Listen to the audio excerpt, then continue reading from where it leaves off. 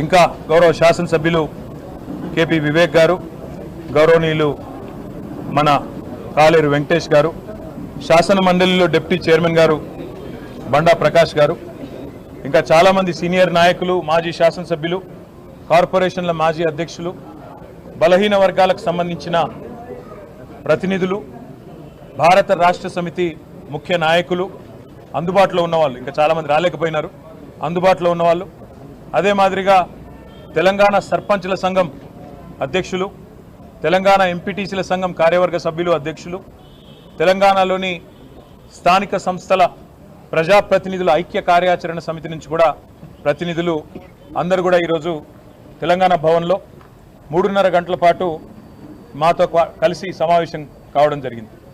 ప్రధానంగా ఇందులో ఈరోజు కాంగ్రెస్ పార్టీ రాష్ట్రంలోని బలహీన వర్గాలకు చేస్తున్న మోసం, నవంబర్ 10, 2023 నాడు కామారెడ్డి పట్టణంలో బీసీ డిక్లరేషన్ పేరిట బలహీన వర్గాలను మోసం చేసిన వైనం గురించి చాలా విస్తృతంగా ఈరోజు చర్చించడం జరిగింది. దాదాపుగా 20-25 మంది తమ తమ అభిప్రాయాలను పూర్తి స్థాయిలో మరి వివరంగా చెప్పడం కూడా జరిగింది. ప్రధానంగా ఈరోజు ఈ సమావేశంలో అనుకున్నది ఏంటి అంటే, భారత రాష్ట్ర సమితి తరపున పెద్దలు తెలంగాణ తొలి ముఖ్యమంత్రి కేసీఆర్ గారి ఆదేశం మేరకు మేము కాంగ్రెస్ ప్రభుత్వాన్ని డిమాండ్ చేస్తూ ఉన్నాం. మీరు ఖచ్చితంగా కామారెడ్డిలో ఇచ్చిన బీసీ డిక్లరేషన్లోని ప్రతి హామీని అమలు చేసేదాకా తప్పకుండా ప్రధాన ప్రతిపక్షంగా మీ వెంటబడతాం. రాష్ట్రంలోని బలహీన వర్గాల పక్షాన మిమ్మల్ని అడుగడుగున నిలదీస్తూనే ఉంటామనే మాట నేను విజ్ఞప్తి చేస్తా ఉన్నా. ఇందులో ప్రధానమైనది ఇవాళ రాజ్యాధికారంలో ముఖ్యంగా స్థానిక సంస్థల్లో వాటా పెంచుతామని చెప్పిన మాట, 42% రిజర్వేషన్లు అమలు చేస్తామనే మాట ఏదైతే కాంగ్రెస్ పార్టీ చెప్పిందో, కాంగ్రెస్ పార్టీని మేము ఈరోజు డిమాండ్ చేసేది ఏమంటే, సమగ్ర కులగణన వెంటనే స్టార్ట్ చేయండి, మాటలకే పరిమితం కాకండి. సమగ్ర కులగణన వెంటనే ప్రారంభించి మరి 42% రిజర్వేషన్ల అమలును కూడా చట్టబద్ధం చేయాలని, నవంబర్ 10 లోపల ఈ ప్రక్రియ పూర్తి చేయాలని చెప్పి మేము డిమాండ్ చేస్తూ ఉన్నాం.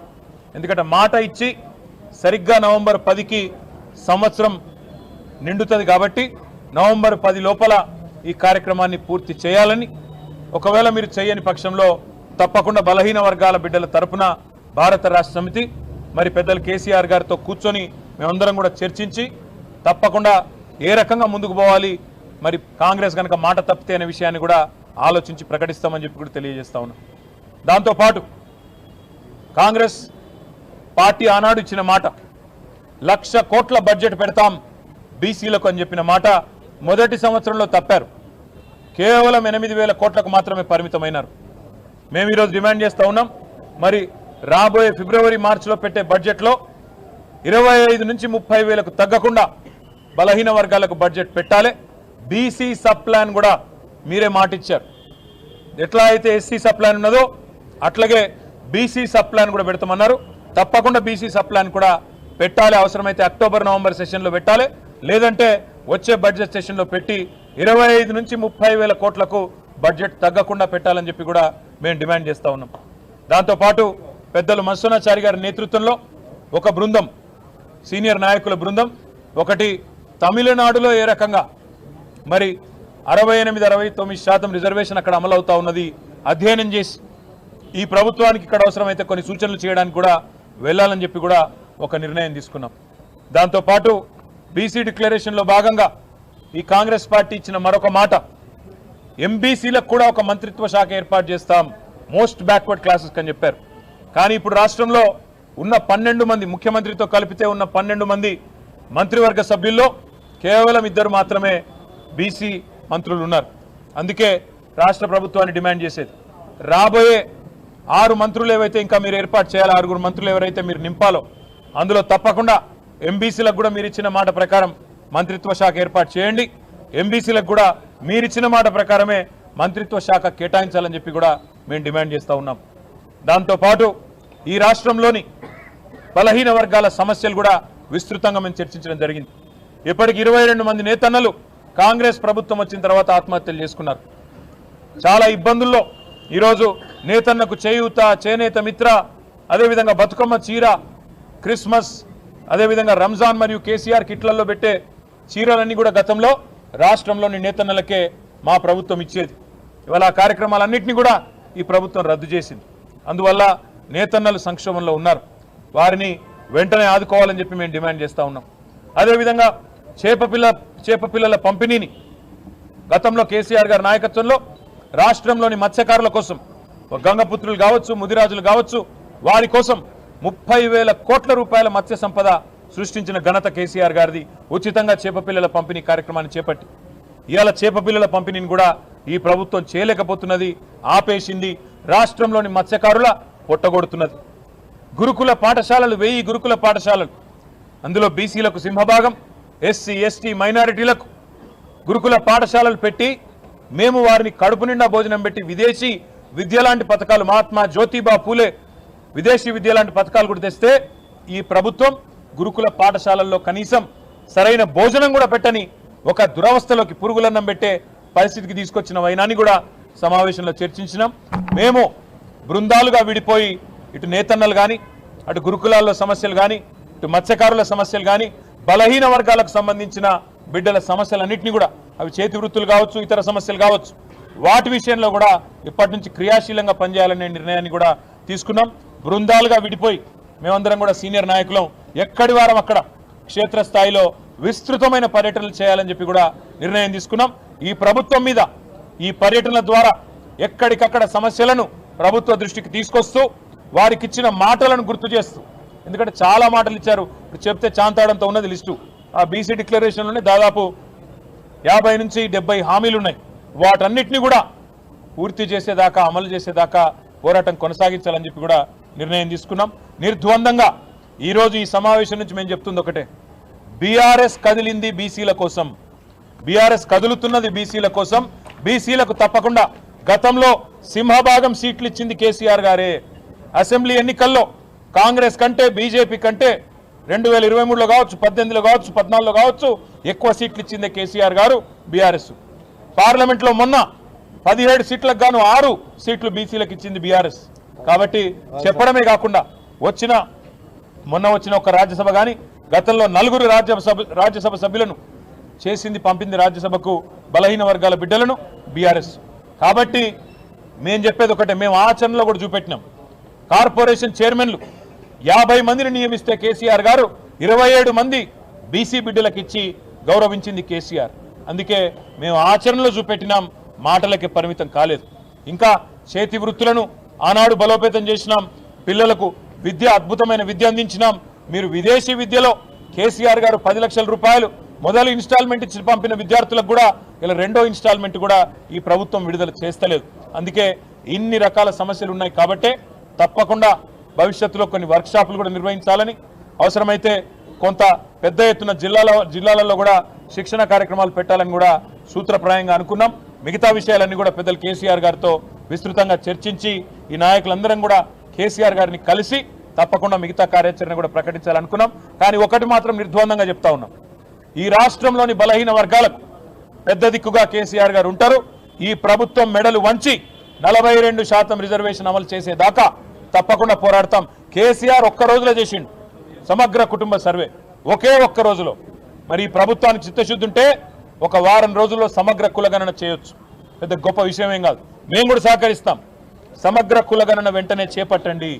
తప్పకుండా నవంబర్ 10 లోపల స్థానిక సంస్థల్లో మీరు చెప్పినట్టు 42% రిజర్వేషన్ ఇచ్చి తీరాల్సిందే. ఇవ్వకపోతే తప్పకుండా బీసీలు తిరగబడతారు, మీకు వారి సత్తా చూపెడతారనే మాట కూడా తెలియజేస్తూ ఈ సమావేశంలో పాల్గొన్న సీనియర్ నాయకులందరికీ పేరు పేరున హృదయపూర్వకంగా ధన్యవాదాలు తెలియజేస్తూ సహకరించిన పాత్రికేయ మిత్రులకు కూడా హృదయపూర్వకంగా ధన్యవాదాలు. మళ్ళొక్కసారి మీ అందరికీ నమస్కారం. ఈరోజు సూత్రప్రాయంగా ఒక తొలి దశ కార్యక్రమాలు అనుకున్నాం. అందులో భాగంగా ఇందాక నేను చెప్పినట్టు ఒక బృందం రిజర్వేషన్లు ఎట్లా అమలు చేయొచ్చు చిత్తశుద్ధితో అని అధ్యయనం చేయడానికి మత్స్యనాచారి గారి నేతృత్వంలో తమిళనాడు పోబోతా ఉన్నారు. క్షేత్రస్థాయిలో ఉన్న సమస్యలు, నేతన్నలవి కావచ్చు, మత్స్యకారులవి కావచ్చు, గురుకులాల్లోని బీసీ పిల్లలే కావచ్చు, మా కార్పొరేషన్ చైర్మన్లు, ఎమ్మెల్యేలు, మాజీ ఎమ్మెల్యేలు, మాజీ మంత్రులు వారి నేతృత్వంలో కొన్ని బృందాలు పోతాయి. అదేవిధంగా మరికొన్ని బృందాలు మా ప్రభుత్వంలో 10 ఏళ్లలో మేము సాధించిన విజయాలు, బీసీల కోసం చేసిన కార్యక్రమాలు వాటిని అధ్యయనం చేస్తూ కొన్ని సంకలనాలు తీసుకురావడానికి మరొక వర్కింగ్ గ్రూప్ వేసుకున్నాం. ఈరోజు ఇక్కడ దాకా అనుకున్నాం కార్యక్రమం నవంబర్ 10 దాకా. నవంబర్ 10 లోపల ప్రభుత్వం దిగి వచ్చి సమగ్ర కులగణన చేసి ఆ రిజర్వేషన్లు అమలు చేయకపోతే మీరన్నట్టు తదుపరి కార్యాచరణ బహిరంగ సభలు పెట్టాలా, ప్రభుత్వం మెడలు పంచడానికి ప్రత్యక్ష పోరాటాలకు దిగాలా, ఆ కార్యక్రమాలన్నీ కూడా పెద్దలు కేసీఆర్ గారితో మాట్లాడి తుది రూపాన్ని మీకు ప్రకటించి మీ అందరి ముందుకు వస్తాం. గాంధీ ఆసుపత్రి విషయంలో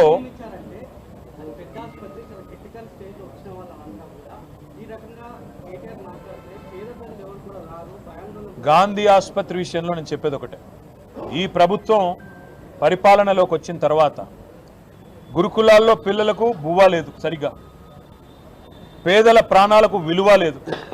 గాంధీ ఆసుపత్రి ఒకనాడు మీరు అంటున్నారు పెద్ద ఆసుపత్రి, ఇక్కడ చాలా మంది వస్తారని. కోవిడ్ సమయంలో ఇదే గాంధీ ఆసుపత్రి కదా వేలాది మంది ప్రాణాలు కాపాడింది. నడిపేవని సత్తా బట్టి ఉంటుంది, అంతేగాని కుంటిసాకులు ఎత్తుకోవడం కాదు. ఒక్క నెలలో, ఆగస్టు నెలలో 68 మంది పిల్లలు, 14 మంది బాలింతలు మరణించిన మాట వాస్తవం కాదా? 82 మంది ఒక ఆసుపత్రిలో మరణించింది వాస్తవం కాదా? దాన్ని సరిచేయాల్సుకోవాల్సింది పోయి, దాన్ని పట్టించుకోవాల్సింది పోయి, సమీక్ష చేసుకోవాల్సింది పోయి ఇవాళ డెంగ్యూలు, మలేరియాలు, అదేవిధంగా చికెన్ గున్యాలు రాష్ట్రంలో స్వైర విహారం చేస్తున్నాయి. అవసరమైతే హెల్త్ ఎమర్జెన్సీ డిక్లేర్ చేయండి. అవసరమైతే మిగతా ఆసుపత్రుల్లో కూడా మందులకు పైసలు లేవట, ఈరోజు పిచికారి కొట్టేందుకు పైసలు లేవు, శానిటేషన్కు పైసలు లేవు, ఇస్తలేరు. కాంట్రాక్టర్ల బిల్లులు ఇచ్చే దాని మీద ఉన్న శ్రద్ధ ఈ ప్రభుత్వానికి పేద ప్రజల ఆరోగ్యం పట్ల లేదు. కాబట్టే ఇవాళ నేను అంటా ఉన్నా ఈ ప్రభుత్వాన్ని అవసరమైతే హెల్త్ ఎమర్జెన్సీ డిక్లేర్ చేయండి. మీకు చేత కాకపోతే నిష్ణాతులను పిలిపించుకోండి, వాళ్ళకి అప్పచెప్పండి. అంతేగాని ఈ రకంగా తమ బాధ్యత నుంచి తప్పించుకుంటామని ప్రభుత్వం అంటే కరెక్ట్ కాదు. కోవిడ్లో ఇదే గాంధీ ఆసుపత్రి వేలాది ప్రాణాలు కాపాడింది. ఆ రోజు ఒకటే ఒక్క ఆసుపత్రి మొత్తం రాష్ట్రంలో అయినా కాపాడగలిగింది. కాబట్టే ప్రభుత్వం తన బాధ్యతను తప్పించుకోలేదని నేను అంటాను. Thank you. జమిలీ ఎన్నికల విషయంలో ఇప్పుడే నేను కూడా చూశాను, మేము సమావేశంలో ఉన్నాము, ఇప్పుడే చూశాను కేంద్ర ప్రభుత్వం ఏదో చేస్తా ఉన్నది, ఏదో నిర్ణయం తీసుకున్నదని. నేను అనేదల్లా ఒక్కటే, కేంద్ర ప్రభుత్వం పూర్తిగా వివరంగా చెప్పాలి ఎట్లా చేయబోతున్నారు జమిలీ ఎన్నికలు. ఎందుకంటే మొన్ననే పార్లమెంట్ ఎన్నికలు పూర్తయినాయి. మరి పార్లమెంట్ ఎన్నికలు పూర్తయినాయి, తదుపరి ఎన్నికలు 5 ఏళ్ళకి 2029లో ఉన్నాయి. మరి జమిలీ ఎన్నికలు అంటే నెక్స్ట్ ఎలక్షన్ లోపల మొత్తం అన్ని రాష్ట్రాల ప్రభుత్వాలు రద్దు చేసి ఒకటేసారి తీసుకొస్తారా, లేదా దశల వారీగా తీసుకొస్తారా, ఏ రకంగా తీసుకొస్తారో కేంద్ర ప్రభుత్వం ముందు తన వైఖరి విడమర్చి చెబితే. ఎందుకంటే ఇప్పుడు 5 రాష్ట్రాల ఎన్నికలు ఉన్నాయి జనవరి, ఫిబ్రవరిలో. అసలు ఏం చేయబోతున్నారు? ఎందుకంటే ఒకవైపు సెన్సస్ చేయాలి, జనగణన చేయాలి, మరొక వైపు డీలిమిటేషన్ జరగాలి, మరొక వైపు విమెన్ రిజర్వేషన్, మహిళా రిజర్వేషన్ బిల్లు ఆమోదించారు కాబట్టి దాన్ని అమల్లోకి తీసుకొని రావాలి. తదుపరి 1 నేషన్ 1 ఎలక్షన్ అంటున్నారు. ఇది ఏ రకంగా తీసుకొస్తారు?